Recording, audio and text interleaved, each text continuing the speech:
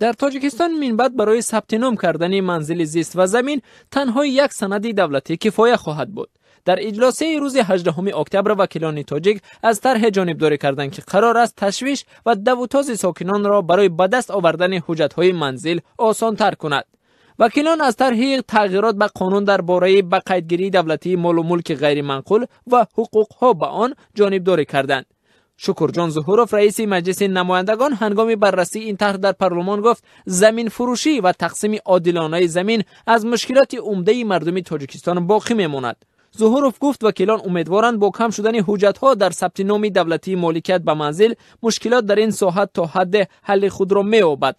او در ادامه از سخنرانی اخیر رئیس جمهور امامعلی رحمان در این رابطه یادآور شده گفت یک جمله وای گفتم جناب عالی زمینه یعنی تامین تو درجه‌ای که راهگم زدن که همین دیگر باوری نیست که همین مسئله حل خودش رو میوبد یا نمیبینه اوبد همین تو همین درجه رسوندن مخصوص در همین مسئله بود.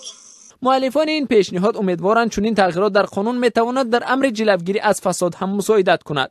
در همین حال مسئولان مقامات ثبت دولتی زمین، منزل و همه گونه اموال غیر منقول میگویند برابر به اجرا در آمدن تغییرات نو در قانون تشویش‌های ساکنان در تهیه سندهای زمین و مکان زیست کم می شود.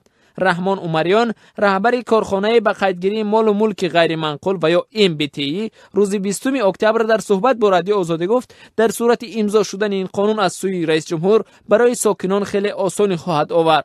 او گفت نه اوجا دو حجت های یک تا سرتیفیکات حقوق استفاده زمین تا شهادتنامه اوید به قیدگیری مال و ملک های همین حجت ها همه هر دوش یک حجت میشوه شهادتنامه درباره به قیدگیری میشوه دولتی هم نسبت زمین هم نسبت مال و ملک این خیلی ساده تر میشوه دیگه خیلی تر میشوه دیگه پروسیدور اول گذاشتنش در کار تا با آخره انچه ساده و آسان کرده شده. کارافتاده ها میگویند با وجود قانونی بودن همه مالکیت گرفتن همین دو سند مشکل و آلوده به بیروکراتیا و فساد است. عمریان گفت بر پایه قانون نو اداره های این نهاد در جماعت ها همکنون حق پیدا میکنند برای زمین و منزل ساکنان به واسطه در جای زیست حجت یگانه بدهند. ضمناً روند تقسیم زمین برای بنیاد منزل و تهیه حجت‌های زمین از عرصه‌های آلوده به فساد در تاجیکستان باقی میماند. آژانسی نظارت دولتی مولوی و مبارزه با کروپسیون تاجیکستان قریب هر ماه از بازداشت این یا آن مسئول برای زمین فروشی یا تهیه سندهای زمین و خانه بر عوض رشوه خبر می‌دهد.